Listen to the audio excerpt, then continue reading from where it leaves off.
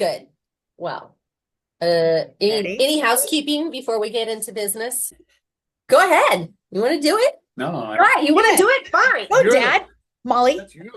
You do it. All right. You're the mastermind. You know where we are today, folks? This is episode number 30, 30, the Dirty 30. Pew! We are the Two Cool Club Chronicles. I'm your host, Molly Schroeder, joined by my co-host, Corinna Schroeder. I remember being Yes. 30. It was a long time ago. It was a good time. But yeah, I'm over here in Chicago and I get to do this amazing thing with my sister and my father on a weekly basis. We talk about music and stare at each other because it's great fun. Doesn't it funny like how 30 really sounds young now? When I meet someone that's 30, I'm like, oh, this kid that I was talking to. Yeah, And 30 seems so far away. It was good times. Good it was a good times. time. I have T-shirts that are 30. I have underwear that are 30. I bet you do. Gross. Size 30. Shy 30. And they're dirty 30. Dirty 30 Dirty pairs of 30. underwear that you have. Gross. Let's Hey, we're the Monkees. And people say we monkey around.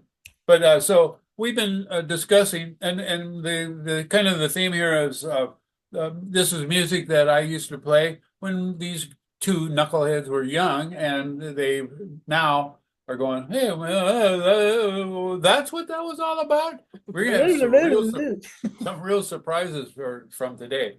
But okay, Is let's that move ahead. that must be what we sound like to him. That's like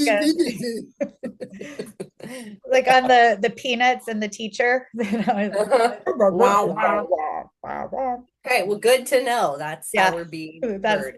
how Dad talks about us when we're not around. Wah, wah, wah, wah. Hey, we are the Monkees. The Monkees were a band, and again, we're in the LA area, but they were a band that was put together as a TV show. They put an ad out in the Hollywood Reporter or whatever this magazine is that all the professionals look at, and they held auditions they were looking for 3 or 4 guys. They had one already, Mickey Dolenz, who was circus boy as a young lad. He was on television. He had his own TV, not his own TV show, but he was in a show called Circus Boy. Was he Uh, the circus boy? yeah, and he played a boy who was part of the circus. Very I'll tell him. I never knew that. And so and he had played the guitar. So they said, well, here's our drummer. So they kind of screwed things up a lot. But anyhow, that's how it worked. So and the song that we're going to highlight, they did have quite a few good, not I wouldn't say good, but they were hit songs. Yeah. They made a lot of hit songs. Okay. Was this the first Boy time? band? Yeah, the first boy band where they just like open casting calls for cute young boys.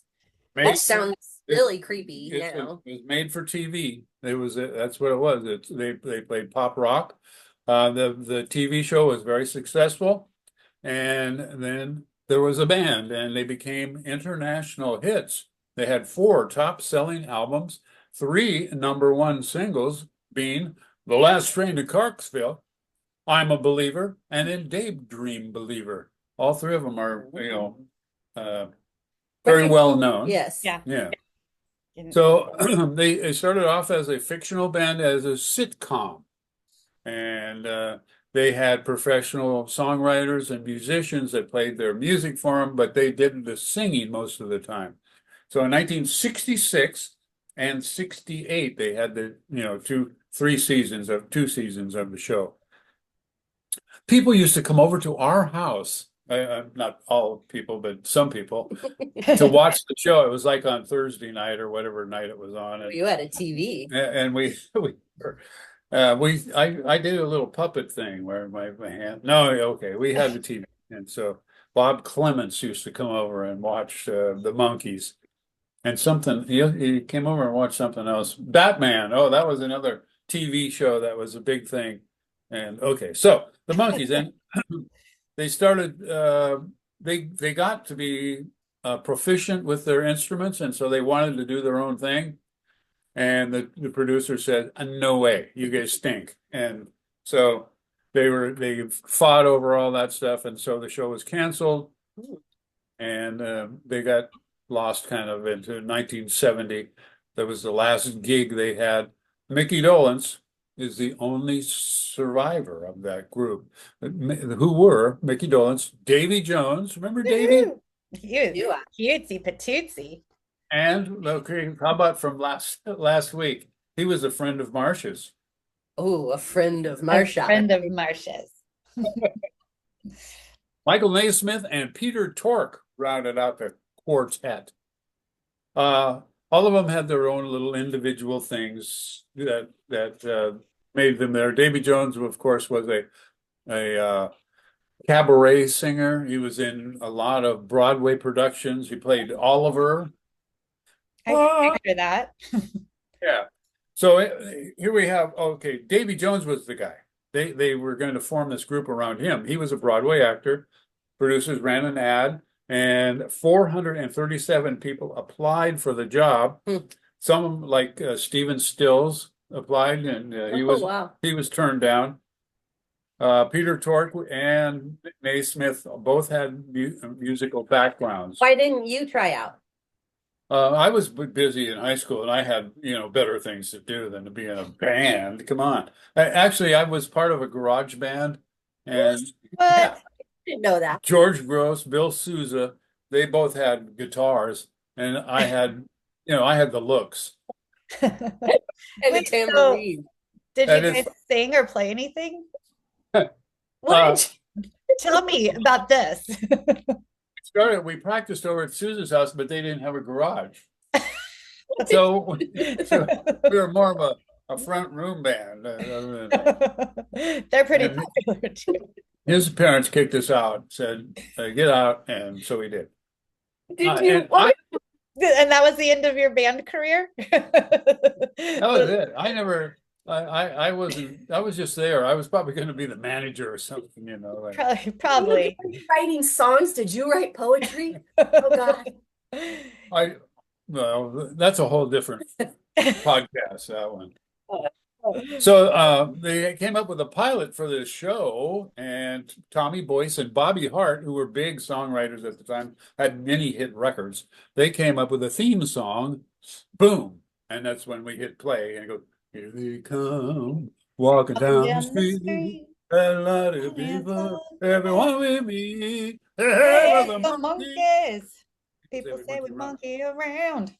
I feel like you used to like this show. I loved that show, but it's so interesting because I thought that show was on when I was like 5 or 6, but it must have been reruns. Because the math doesn't add up, but the math doesn't add up from my obsession. I've never seen it. I think they came. It reran quite a few times. I'm too young for that. Oh, you're fuck off. I'm practically 30. Well, right before they had the debut of the TV show, The Last Train to Clarksville came out a few weeks prior, the debut, and it became the #1 album. Came out a month later. It was 13 weeks at #1, which is they were dubbed the prefab 4 by the press. They went to England and they were hounded there unmercifully, and they played with the Beatles and the Rolling Stones. They kind of became pals and that kind of stuff. But they stunk up the place as far as concerts went. And again, the English press drubbed them. They were paled. Appalled. I'm sorry, I can't read my own writing. Appalled with the Beatles. Oh no, they palled around with the Beatles. Oh man. There we go.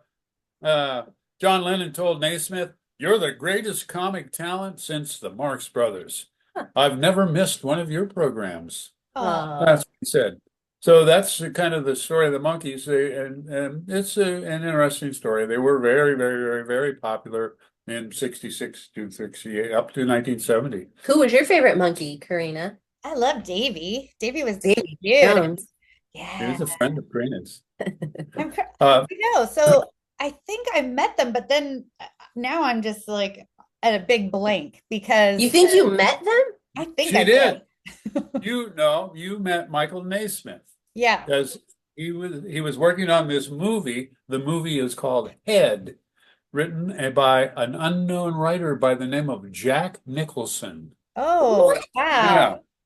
Anyhow, all these people that they put together a group of people like Annette Funicello, Frank Sinatra, Sonny Liston, Victor Mature. These guys were all in this movie, and Frank Zappa.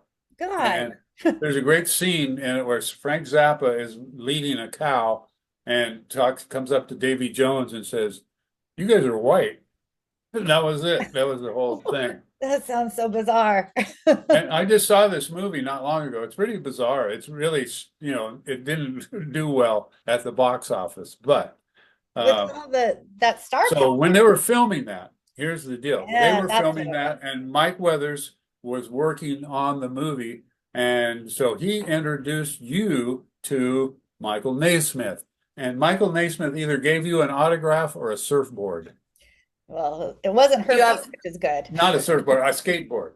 Yeah, it was. Oh, Was that the skateboard that I have that's in the garage? Yeah, it may have been that, or else he autographed it, and you already. I think maybe that's where that came from. a skateboard that we've had for my entire life. Yes, that I'm really good at. You are good at I it. am. Your niece thinks you're amazing at it, that you're I the know. greatest skateboarder ever. Let's- And did you know this, Mom? She's 50, is what she Mom, likes to say. That was a fun Skateboard. the skateboarding was fun. See, yeah, so I have a vague memory of that, and so I must have been like 6 or 7. Must have been. So Wow. it's around that age, but I wasn't sure if it was on the Monkee set, which obviously it wasn't. So that movie, I'm gonna have to see if I made a guest appearance at all. I probably did. Give might- credit. You might have a credit. Yeah, Um, adorable child. Number 1. well, anyhow, that's the story of the Monkees, and of course, you could have made up any kind of story because since Michael is dead, now you could have said, "Well, yeah, you hit on me, man. I was only 6, and what a Ooh, pervert." let's not change a man's I think we're historical doing a image. pretty good job of making up a lot of stuff as it is. We don't need like child porn in there too. Ugh. Yeah, Ew. stranger than fiction. That's what all of this stuff is. It's you can't make this stuff up. It is bizarre, but you can make stuff up. But I you can do that. Yeah. There's especially. All righty then. Well, you know what? As a Okay. great lead-in to our next band, Michael Naismith wrote the hit song Different Drum, which was the Stone Poneys' only big hit. So now we're going to talk about that band, the Stone Poneys. They were a folk rock trio.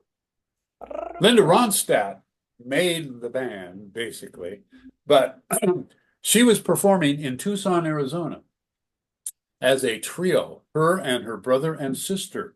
She was 14 years old at the time when Bobby Kimmel ran into her and said, "Hey, man, you got talent." So he kept writing to her. He moved to Los Angeles and kept writing to this young girl who was in high school at the time, and finally persuaded her to come to Los Angeles. She had, in the meantime, been performing, but then she dropped out of high school, did 1 semester at the University of Arizona, and then she came out to LA to be part of the band. They named themselves the Stone Poneys. Now, Poneys is spelled Poneys, not to be confused with a song that was called Stone Poneys Blues, spelled Well, now I am Pony. Pony. Yeah. So they changed. It was a song by Charlie Patton from 1929, but they didn't want to be confused with that, so they changed the spelling, as a lot of these bands changed the spelling for some stupid reason. I can't spell anyhow, but I don't care. All right. So she moved to LA and she kept writing to Linda, and Linda came. She went through Catalina High School and dropped out at the last time, and then went to the University of Arizona. She was discovered while performing at Olivia's, a soul food restaurant in Ocean Park, which is near Venice. Linda was playing there with the Stone Poneys, and she often performed in a mini skirt and barefoot, which was a real attention getter, I guess, from those days. I wouldn't have cared, though, you know what I mean. It's pretty. Be cool, be cool. She played at the Troubadour, the Insomniac, which is a very famous place in Hermosa Beach, where they performed there. With the Chambers Brothers. They didn't with them, but they opened for them, I think. Okay, now here's one of my favorite parts. They were managed by Herb Cohen. Good old Herb. He became their manager. He said, I can dig this chick, man, but the rest of the band, hey, I don't know. So what she said, no, I want the band to stay, but they did momentarily break up. While they were broke up, Herb, who also managed Frank Zappa, got the two of them together to do a commercial for Remington razors for some reason. And so they did a commercial together. That's great. Linda Ronstadt, Frank Zappa, the commercial was rejected. Oh, What a letdown. Yeah. Yeah. we'll never see it. No, well, I hope it's somewhere. It would be great to see it. And wouldn't it? No. I'm writing Okay. it down. I'm taking notes. So they signed with Capitol Records, and folk rock aficionado Nick Vinette, who was also had something to do with the Beach Boys, became their manager. The band stayed together to do an album. She didn't sing lead on a lot of the songs on that album. The album went nowhere. Vinette said they can do another album, but we've got to do something commercial to get on the radio. So what they did, they got rid of the two guys and who I forgot to introduce them. Kenny Edwards was the lead guitar and Bobby Kimmel was the rhythm guitar. That was them. They ended up doing 3 albums, but anyhow, the middle one was the one that Different Drum came out in. And it was recorded without the band and only Linda's voice. They used, of course, studio musician, the Wrecking Crew, those guys that were so important to the success of a lot of the bands from Los Angeles. Different Drum. Go ahead. I was just at the park because it's a beautiful day here, and the kid was playing, and I sat down, and then one of the other moms that I really enjoy a lot came over and sat down next to me, and I said, well, we're gonna have to head off and record our podcast. You want to know what it was about? Anyway, I said, we're gonna talk about Linda Ronstadt today, and she said, that's so funny. I have just been watching all of these different music biographies, and everyone mentions Linda Ronstadt. Oh. And she said she is so prolific throughout like the history of rock. She's played with everybody and everybody loves her. That's the one thing that is kind of the common thread. She is a genuinely kind person. She is magnanimous, and everyone that has worked with her, like, I didn't know she worked with Frank Zappa. If he were alive, I bet he'd say nice things about Linda. I bet he would. That's really nice. Yes. Yeah. Okay. So on that second album, Different Drum became an instant success, and it changed Linda and the Stone Pony. They changed the name to Linda Ronstadt and the Stone Poneys, and that was going downhill from there for the rest of the Poneys. They played a gig in Greenwich Village at the Cafe A Go-Go, opened for Paul Butterfield. Paul Butterfield Blues Band, which was they were the hip and cool guys in the beatnik-infested area of Greenwich Village. Anyhow, the Stone Poneys were rejected by this hip crowd and called lame. And the band broke up. They could not even look at each other after being called lame by the cool people. Isn't that sad? Yeah. I've been there. It is sad. Finally. Well, anyhow, the song it was copyrighted by Michael Naismith. Hit the charts, 1967. It was on the Hot 100 for 17 weeks and got up to number 13. Woo. It was first recorded by the Greenbrier Boys in 1966 as a bluegrass number. Naismith did offer it to the Monkees, and they said, "Nah, we don't like that." So, the song tells of lovers One who wanted to settle down, and the other one wanted to retain his freedom and independence. And Naismith said, Linda performed the song with passion and sensuality. Ooh, Linda. So that was kind of, and it is now a staple of oldies radio, or rock. What do you call that? Golden oldie crap and old stuff. Golden oldie crap. I think that's the correct term. Like all these things that we talk about are 50 years old. Yeah. Like I am. Yeah. One of you are 50, right? Not it. No, damn it. Yes. I'm Anyhow, 50. that's the story of the Stone Ponies. Okay, now Ronstadt, of course, goes on. Whoa. To bigger and bigger and bigger things. She came out with an album that didn't do so well, but then her second album, I believe, was Heart Like a Wheel, and it had all her early big things on it, and it was really, really good. Anyhow, and so then she became an institution. Yeah. She's not singing anymore. No. She's Yeah. has medical issues. She's 78. I saw her perform at the Brit Festival one year. Did you? I did. I've seen it. We've talked about this before because we had crossed paths and Linda and I connected, and it was my birthday and I saw her at Brit, and she dedicated that song that I have then dedicated to you on this show. Look at everything comes full circle. God. Oh my God. Out there. But she really genuinely is a very nice person. She's nice to be around. She listens to people and talks to people as a normal human. She's kind. She seems very thoughtful. Yeah. Mm-hmm.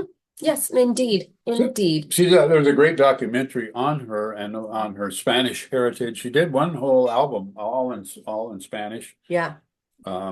She's a very talented thing. I love her voice, and she's a staple on like YouTube and those kind of things. Mm-hmm. They'll play just a little bit, and she's so fetching as far as a young lady. She was just beautiful. Wore the abbreviated attire and no shoes. I love that. No shoes. I'm not shoes. Hey, baby. Not gonna get into that. Hey, baby, take your shoes off. Yeah. Oh, excuse me, I can't breathe. Shoeless Linda. Lost his breath thinking about shoeless Linda. Oh, God. When you say it like that, she does not sound attractive at all. How about that shoeless Linda? Shoeless Linda. And Linda itself is just like a random strange name if you say it without the Ronstadt at the end. I love it because I like to imagine someone having a baby and naming it Linda. This looks like Linda. Hey, there's baby Linda. She's shoeless. I think she's going to be a friend of Marsha. Yeah. That could be another category, friend of Linda's. Friend of Linda. Your babysitter was named Linda. Linda Hustle. Mommy Linda. Mama Linda. Okay, so moving on from the Stone Ponies, Poneys, we're going to Little Feat. FEAT. Oh, everybody's doing it, huh? And the song Fat Man in the Bathtub. I love the song. And I learned so much about it. And it's really filthy. Well, tell us more. Oh, wait. Yeah. Because if the bath water is dirty. Well, one person thinks that Lowell George, who is the author of this, said that a fat man in the bathtub is slang for a woman's thing. Vagina? Well, the thing that's inside there. Well, yeah, like the man in the boat. Yeah, exactly. Yeah. Okay, it's a fat man in the bathtub. Can you see that? I mean, I don't try not to, but I think it feels, even the man in a canoe or a man in the boat seems better than a fat man in the bathtub. That feels degrading. It feels a little woman. That poor lady. He Well, it's probably a good just had thing baby Linda. little George is dead, so you can't. Oh, women like that. Yeah. Oh, rumph, I say. Wait a minute. Okay, so Little Feat, they were formed in 1969 by Lowell George and Roy Estrada, who both were members of Frank Zappa's um, band, Mothers of Invention. See how Ah, everything comes around? everything Everything. comes People back that to are Frank. so interconnected at this time, how Yeah. they know each other and they played together, and then someone moved over here. It's too much, I tell you. The music Lowell scene must George, have been really good in LA. Yeah, clearly. Lowell George and Roy Estrada both went to Hollywood High School. That's how they got to know each other. Bill Payne and Richie Hayward were the other two when they first assembled together. They disbanded in 1979. Shortly thereafter, Lowell George died. They reformed again, another band without Lowell George in 1987, and are still going strong today. As a matter of fact, tomorrow night, if you're around at Fort Lauderdale, they're playing tomorrow night. And if you want to see them locally here in Redmond, Washington, they'll be playing at Marymoore Park with the Nitty Gritty Dirt Band on June 22nd. And you Get your can get in ticket. for $50 Oh, Jesus. or 84 if you want to see them. $50 to get in the refreshment area. Haywood was formerly in the band Fraternity of Man, who did the song Don't Bogart That Joint, which was featured in the movie Easy Rider with Jack Nicholson. Oh, man. See, tie again. Yeah. Connection. My And God. then Lowell George wrote the song Willin', which became a hit when Linda Ronstadt did it on her album Hard Like a Wheel. Oh, wow. Yeah, It yeah, makes yeah. it seem like LA is just a real small town. Yeah. So, Dad, I have a question. When you're putting the music together for this CD and you started with LA, were you making these connections as that's why you were playing the song, like the song was played or sang with Frank Zappa and this one had band members, or you're A lot of times I try to do things like that. Yeah. This is unconscious sometimes that happens. But when I do a CD, I try and look at it like the lineup on a baseball team. The number one, you got to get your attention, get on base, and then number two, bunch them across. And then 3 and 4 are the power hitters. Yeah. Number 4. That's kind of how I would look at things. But yeah, whatever. So anyhow, he wrote the song Willin'. I'm still willing. And so Frank Zappa heard him do Willing, and Frank fired him immediately. He said, "You're too talented for this band." Right. Or there were 3 different scenarios. Either that one, or he was playing a 15-minute guitar solo with his amp turned off. He got fired for that. Or it could have been the song has drug references. Weed, whites, and wine, and you show me a sign. I'm just willing. Yeah, that particular thing, Zappa was against drugs and or alcohol, so he was fired for that. So it's one of either 3 things, the rumors. The albums for Little Feat are so interesting because the artwork was done by Van Dyke Parks, who does such bizarre, but I don't know what you call them. They're so far out, it's really cool. A big birthday cake with a piece missing and somebody swinging on a swing with a shoe flying off, sailing shoes. The artwork by Van Dyke Parks was really cool. I have on my screensaver at home the cover of Weasels Rip My Flesh by Frank Zappa, but it's, again, a picture by Van Dyke Parks. Ah, yeah. So Willin' came out in the second album that made the standard and was popularized by Linda Ronstadt on her album Heart Like a Wheel. Albums that were really big, Dixie Chicken, Feet Don't Fail Me Now, Sailing Shoes, and they hard to categorize them, jazz, funk, rock. They could play it all, and they were just very great, very good musicians. Did you ever see them? I can't remember. Sometimes Maybe. I think I did when they first came out, when they first formed, because I remember being awestruck because anybody that was in Zappa's band were my heroes. So, Fat Man in the Bathtub. The lyrics are, you can't really tell exactly, but a lot of people say it's a encounter with a prostitute. Spot check Billy got down on his hands and knees. He said, "Hey, mama, let me check your oil. All right." You know what that means? I don't know. She said, "No, no, honey, not tonight. Come back Monday, come back Tuesday, then I might." I said, "Juanita, my sweet Juanita, what are you up to, my Juanita?" I said, "Juanita, my sweet Chiquita, what are you up to?" Don't want nobody who won't die for dimes. Don't want no speedballs, because I might be dying trying. Throw me a line, because there's a fat man in the bathtub with the blues. I hear you moan. I hear you moan. All right. Billy got so sad. Got it. It's a classic. Yeah. Come on, there's more. I'm sure there is. I hear you moan. Yeah, okay. So, okay, I will skip the rest of that. Makes your daughter uncomfortable. Look at her. Yeah. Look at that dog in the background. Yeah, I'm plugging my ears. Are you guys talking? Okay, so Fat Man in the Bathtub. It's a great song. I never thought the lyrics were anything but stupid. I'm getting a real education. Okay, we're done with Fat Man in the Bathtub. Go ahead. We absolutely are. Yeah.